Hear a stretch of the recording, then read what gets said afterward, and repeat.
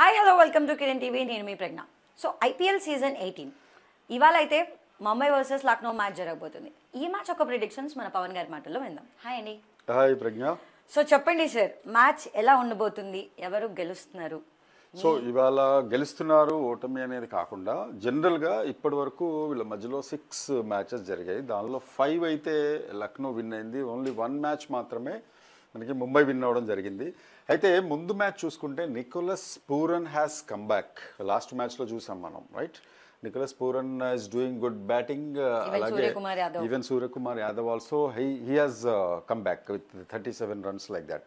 So దీనిలో ఏమవుతుందంటే తిలక్ వర్మ కూడా ఫామ్లోకి వచ్చేసాడు. అండ్ జస్ప్రీత్ బుమ్రా గురించి కొన్నాళ్ళు మర్చిపోవాల్సిందే, is not come back at. And Hardik Pandya ఇక్కడ ఎకానమీ చూస్తే 9.67 ఎకానమీతో ఉన్నాడు. అలాగే స్ట్రైక్ రేట్ అయితే దారుణంగా ఉంది. He has to improve his batting a lot.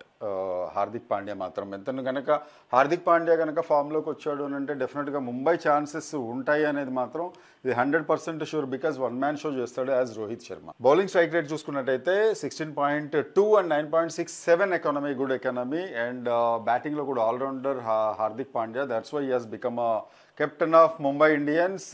ఇంకొక విచిత్రమైన విషయం ఏంటంటే ఈ మ్యాచ్లో Rohit Sharma is an impact player. అసలు రోహిత్ శర్మ ఇంపాక్ట్ ప్లేయర్ అని మనం ఊహించగలమా? నో కదా.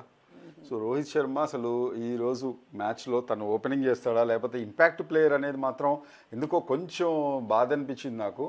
బికాజ్ ఓపెనింగ్ చేసేదైతే ఇంపాక్ట్ ప్లేయర్ అని అయితే కాదు. మరి సెకండ్ డౌన్ వస్తాడా, ఫస్ట్ డౌన్లో రోహిత్ శర్మని దింపుతారా అనేది తెలియాల్సి ఉంది. ఇంపాక్ట్ ప్లేయర్ అనే వర్డ్ మాత్రం కొంచెం డైజెస్ట్ అవ్వడానికి రోహిత్ శర్మ అభిమానులకు మాత్రం కొంచెం డిఫికల్టీగానే ఉంటుంది. Okay, next coming to the match.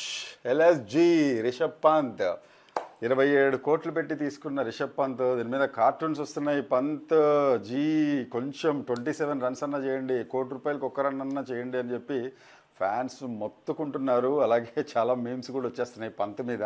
Because you know కదా ప్రజ్ఞ, చాలా costliest player in the IPL 18th season. ఈ సీజన్లో కాస్ట్లీగా కొన్నారు ఎల్ఎస్జీని. కొంచెం నిలబెట్టుకుంటే బాగుంటుందని చెప్పి పంత్ అభిమానులు కూడా అందరూ భావిస్తున్నారు. మొన్న మ్యాచ్లో కూడా చాలా ఈజీగా వికెట్ ఇచ్చేసాడు. దారుణమైన షాట్ ఆడాడు.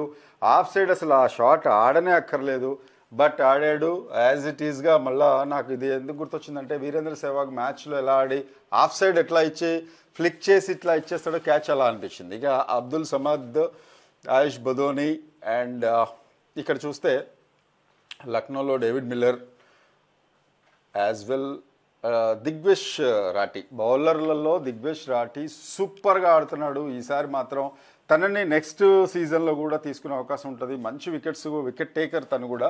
రవి బిష్ణోయ్ కూడా మంచి స్పెల్, చాలా కాన్ఫిడెన్స్ కనపడుతుంది రవి బిష్ణోయ్లో. సార్ ప్రిడిక్షన్ ఏంటి, ఎవరు గెలవబోతున్నారు, అలాగే పిచ్ రిపోర్ట్ ఏంటి? ఎవరు గెలవబోతున్నారు అనేది అయితే అంటే మనకి సంఖ్యల ప్రకారం అంకెల ప్రకారం చూసుకున్నట్టయితే ఇప్పటిదాకా ఎల్ఎస్జీదే పై చేయిగా ఉంది. ముంబై ఇండియన్స్ మ్యాచ్లో ఆడిన 6 మ్యాచెస్లో 5 మ్యాచెస్ ఎల్ఎస్జీ గెలిచింది. అలాగే Mumbai Indians only 1 match could win. అలాగే పిచ్ రిపోర్ట్ చూసుకుంటే పిచ్ రిపోర్ట్లో మాత్రం మనకి స్పెల్ అంటే మొన్న కూడా ఒక మ్యాచ్ చూసాం, దాని లోపల కంప్లీట్లీ మీకు Kolkata ground like Eden gardens 157 years old Eden gardens కంప్లీట్గా పిచ్ రిపోర్ట్ అంతా బౌలింగ్ పిచ్గా చేశారు. దానికన్నా ముందు ధోని చెప్పాడు ఇదంతా బ్యాటింగ్ పిచ్ లాగా ఉంది, 200 రన్స్ 250 రన్స్ మేము ఆడే కాలంలో బౌలింగ్ పిచ్ లాగా ఉండేది, అన్ని రన్స్ అయ్యేవి కాదు అని. అదైనా మరుసటి రోజు ఈ మ్యాచ్ జరిగింది. బహుశా ధోని మాటలు విన్నారేమో. క్యూరేటర్స్ మాత్రం కంప్లీట్గా దాన్ని బౌలింగ్ పిచ్ చేసినట్టుగా అనిపించింది. అంటే బౌలర్లకి ఎలా ఉందో ఇప్పుడు ఆడబోయే మ్యాచ్లో కూడా బౌలర్స్కి తగ్గట్టుగా ఉంది. అంత రన్స్ అయితే ఎక్స్పెక్ట్ అయితే చేయలేము, లక్నోలో ఉంది గ్రౌండ్.